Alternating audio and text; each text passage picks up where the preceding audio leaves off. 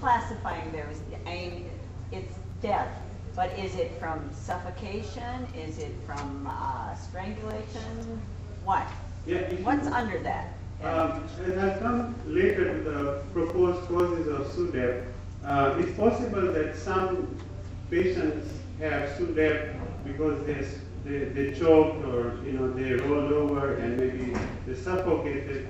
So if it is identified as obvious suffocation, then it's not labeled SUDEP. But it's possible that some of the cases of SUDEP were caused by suffocation. And I'll come to that later to explain some of the proposed mechanisms. So the risk of sudden death in the general population, usually from arrhythmia, which is an irregular heart rate, or a sudden cardiac myocardial infarction, or pulmonary embolism, which is a large clot in the lung, is about 1 to 2 out of 10,000, very low. But if you look at SUDEP, if you look at different sets of population, it can range from 10 to 150 out of 10,000. So the risk is increased by tenfold compared with the general population. Now, if you try to break up into different types, as I said before, the general population is 1 to 2. If you look at general, incidence at a time, it's 3.5. If you look at the prevalence studies which look across the lifespan, the risk is higher, it's about 10%.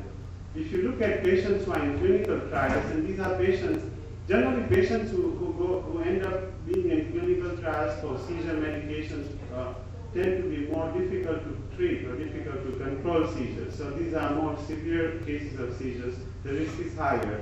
And if you look at patients who are referred to epilepsy centers, again, these are patients who have been intractable to the medications, and so these are hard, more difficult to control patients. As you see, as you go from the more easier to hard control patients, you tend to get higher incidence of epilepsy. If you look at surgical candidates, it's higher. If you look at patients who had surgery for epilepsy but still did not become seizure-free, or were not eligible to have the epilepsy surgery, the risk was 150.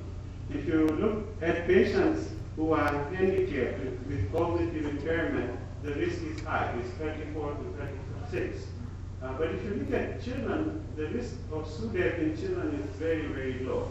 As a child neurologist, that's at least somewhat comforting to me. Although over the course of the last 15 years, I lost 3 patients. Is that because of the child's brain being very plastic? The plasticity, is it forming more neural connections and going around? It could be for several reasons. It could be that the child is most always with parents, is always being supervised. It could be that the child's heart may be less prone to arrhythmias and less prone to sudden stoppage.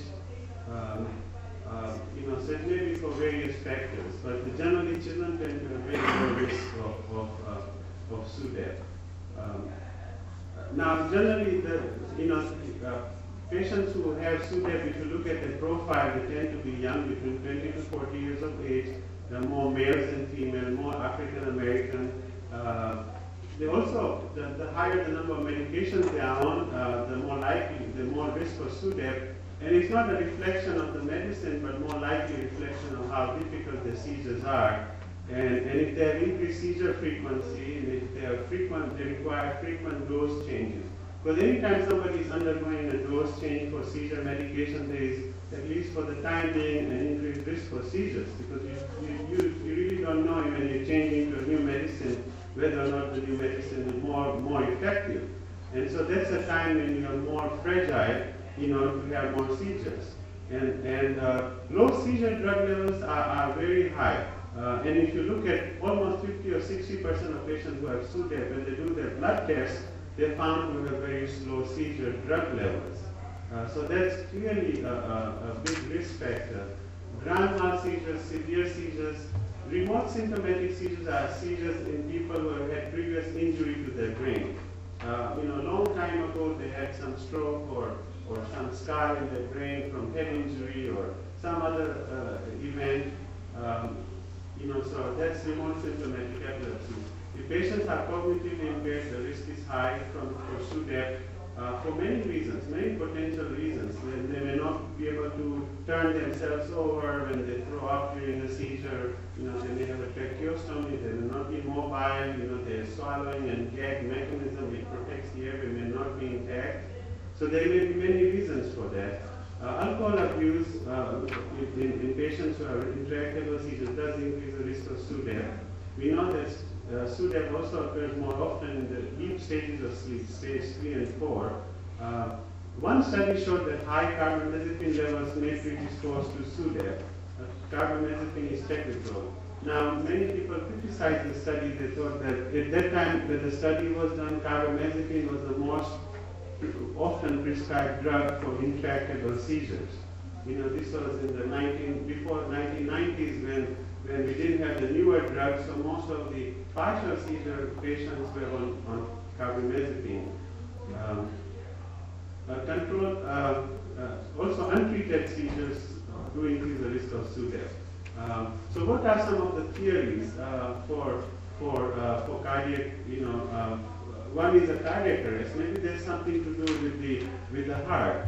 We know that. Now go back to what you were saying on the slide before. Stages 3 and 4 of sleep. Obviously, all of us have to sleep. Yeah. What can be done, if anything, to deal with that stages 3 and 4 of sleep?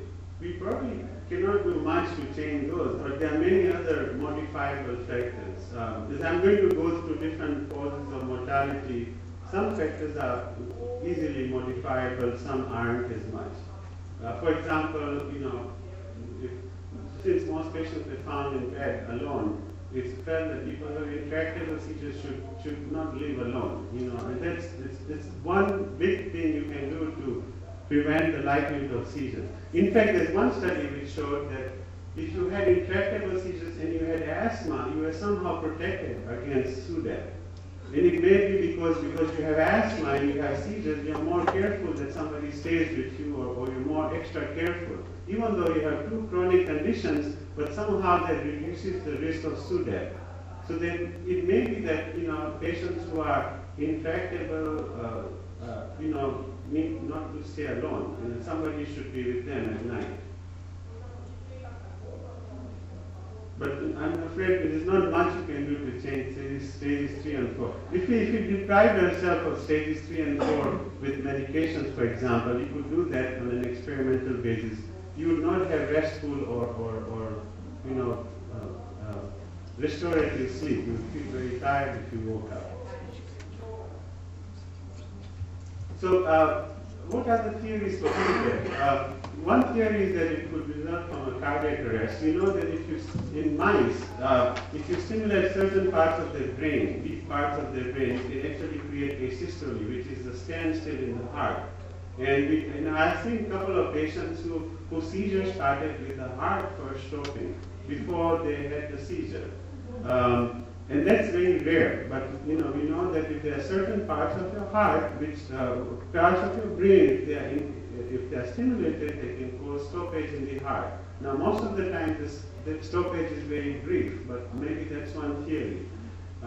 It's also thought that some patients with intractable seizures may have prolongation. If you look at their EKG, if you look at the EKG wave, you have the QRS complex, and there's a QT interval. This is the interval may be prolonged, and that causes a conduction defect in the heart, which can predispose to. There's an entity called neurogenic pulmonary edema, and some patients are more prone based on what happens in their brain to get edema or fluid overload in their lung. Sometimes it can happen with a seizure.